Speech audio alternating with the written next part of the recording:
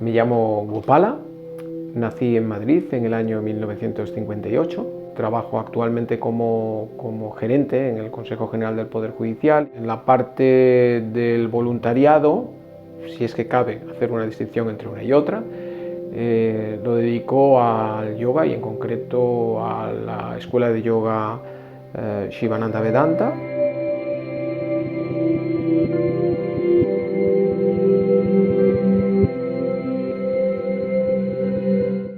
Para mí realmente en la vida hoy no hay mucha diferencia entre el tiempo de dedicación laboral y no laboral.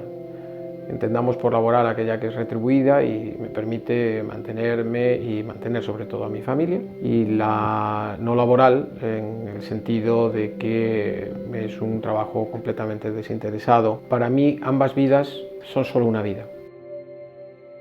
Nací en una familia cristiana, católica, que procedía de Sevilla. Eran una familia bastante devota, tanto mi padre como mi madre, y por tanto viviendo y derivando de una tradición cristiana y en concreto católica, en la que participé activamente en la primera parte de mi vida, quizás a los 15 o 16 años de una manera pues un poco más inconsciente, ¿no? Como tenemos esa tradición de seguir a tus padres hasta que la rebelión natural de todos los seres humanos con sus padres te posiciona en otro lugar. A mí me posicionó en el mundo del yoga, en el estudio del Vedanta, y con carácter un poquito previo al haber conocido a Swami Vishnudevananda me encantaba y estudiaba todo lo que podía los textos de Mahatma Gandhi y el principio de la no violencia. Uno conoce a su maestro de maneras a veces inverosímiles. En mi caso yo no fui a buscar a ningún maestro, no tenía tampoco ninguna necesidad ni conocimiento de lo que significaba el Gurukula, la tradición de la transmisión del conocimiento de maestro en discípulo. A los maestros siempre nos eligen a nosotros o nos abre la puerta cuando realmente podemos entrar en sus espacios, ¿no? En el año 74 en concreto es cuando conocí a Swami Vishnudevananda. Te voy a confesar que hurté un libro de yoga. O sea, probablemente ha sido mi único hurto, pero hurté un libro de Swami Vishnudevananda. Aquel hurto me costó realmente muy caro, ¿no? Porque sigo pagándolo, pero de esa manera maravillosa en la que te envuelven los maestros, ¿no? Cuando yo empecé a trabajar y a enlazar con el libro de yoga, había algo que me resonaba. Y obviamente empecé a jugar y a practicar y a mirar las imágenes del libro y a ponerme a repetir simplemente, sin ningún tipo de formación y preparación. Recalé al poco en el primer esbozo de la escuela del centro de yoga Shivananda que ya había en ese momento, y justo cuando entré en el centro me encontré que en ese espacio las fotos que existían eran las mismas que estaban en el libro.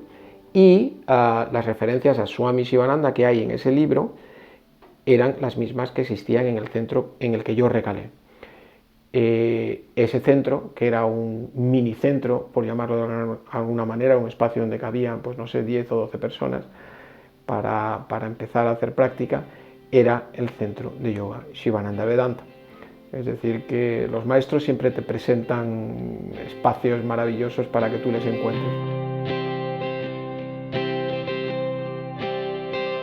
Se daba la circunstancia de que Swami Vishnudevananda venía en un primer viaje, ya le conocí y ya entablé un vínculo un poco de respeto, pero si algo tengo que decir es que ese vínculo se creó casi desde el principio, pero con infinitas intensidades. Me envolvió realmente su energía, su fuerza, sus mensajes sencillos, muy directos, ¿no? Y sobre todo la puerta que siempre abría a Swami Shivananda, su maestro.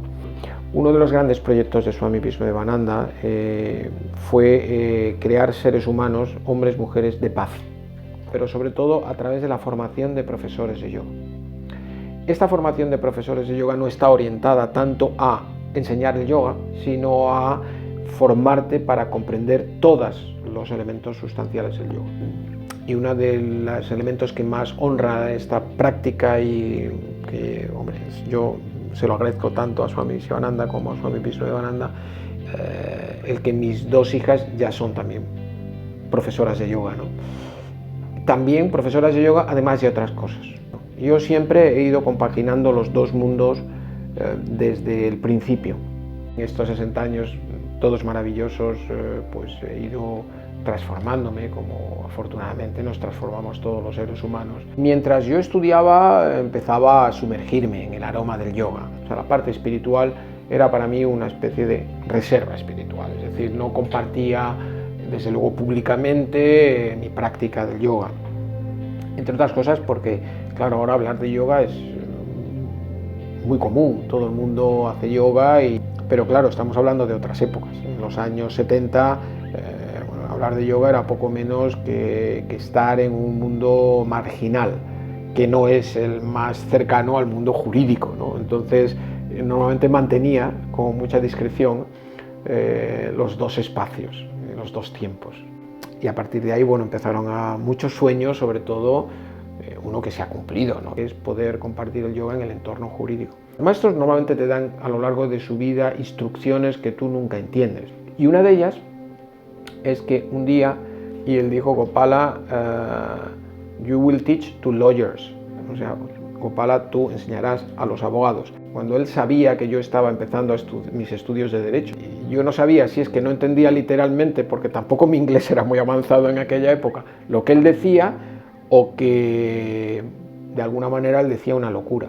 Pero con el tiempo me di cuenta que los maestros nunca se equivocan porque anticipan tu espacio y tu tiempo, y es una de las características que tiene un gran maestro, es precisamente darte determinadas claves en un momento, y ese Gopal acabarás enseñando yoga a los abogados, se concretó en el que no los abogados directamente, pero el entorno jurídico de los jueces y magistrados, que es donde yo trabajo actualmente, es uno de los espacios donde más comparto. No es que lo comparta de forma más a gusto, sino que es una experiencia pues, relevante, novedosa, y esto ya es una realidad. Es una realidad además que yo no tengo que impulsar. Existe en el programa de formación obligatoria de los jueces de España, y todos tienen dentro de ese programa obligatorio unas 6 horas de práctica.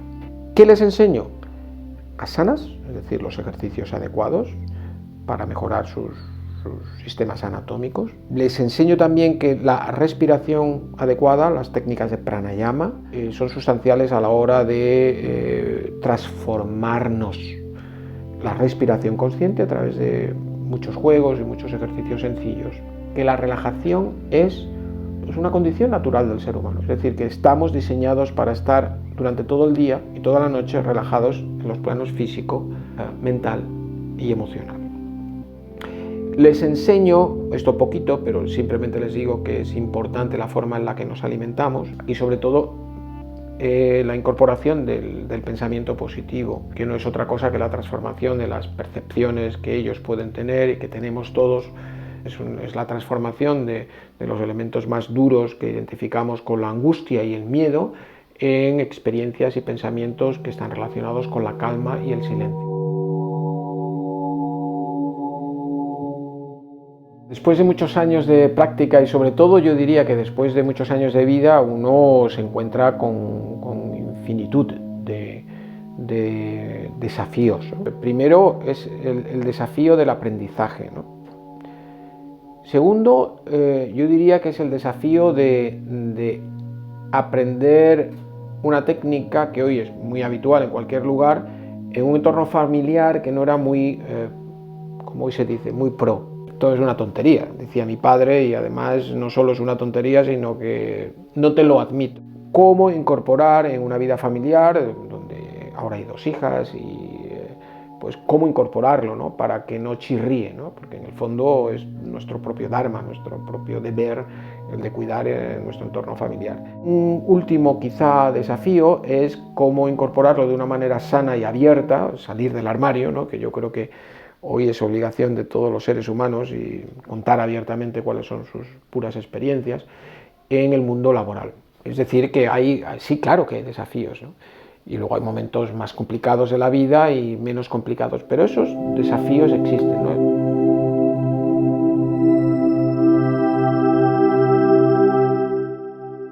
Shivananda decía, adáptate, ajústate, acomódate. Esa es la esencia del yoga. Es decir, compórtate con los seres humanos de la manera más equilibrada posible. Es todo un desafío.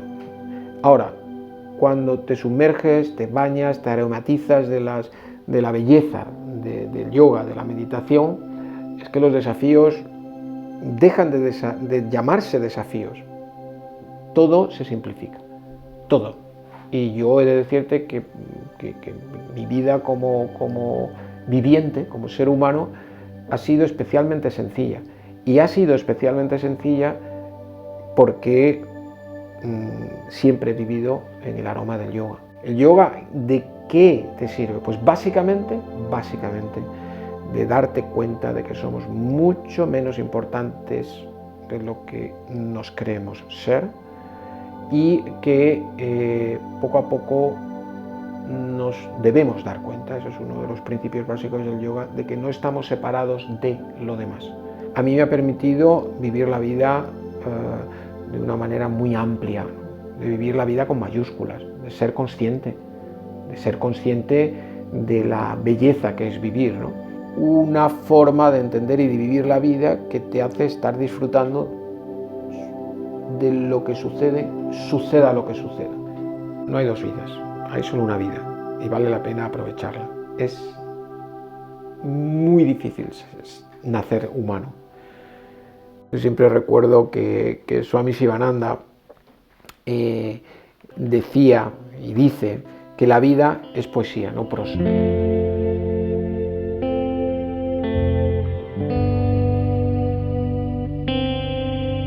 Ocasiones, probablemente las más sencillas de la vida, surge ese momento de transformación. Y por eso quería compartir con vosotras y con vosotros, me he dejado dormir. Me he dejado dormir en sábanas de plácida tranquilidad, por eso de dejarse llevar por lo que va surgiendo en cada instante. Por eso de que la calma se encuentra con la calma, buscando un no hacer perezoso.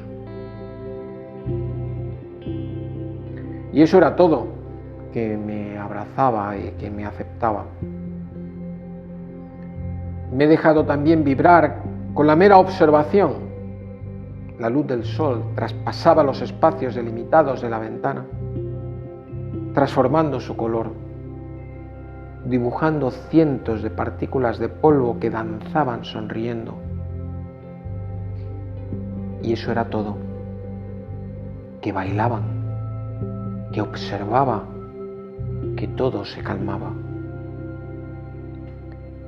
Me he dejado soñar, viajando en la luz de los rayos que rozaban mi cuerpo, impregnándolo todo del dulce de leche recién hecho, de aromas de fruta fresca. Y eso era todo, que flotaba, que me mecía, que me encontraba.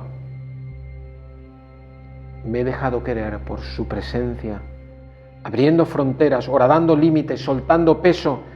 Y eso era todo.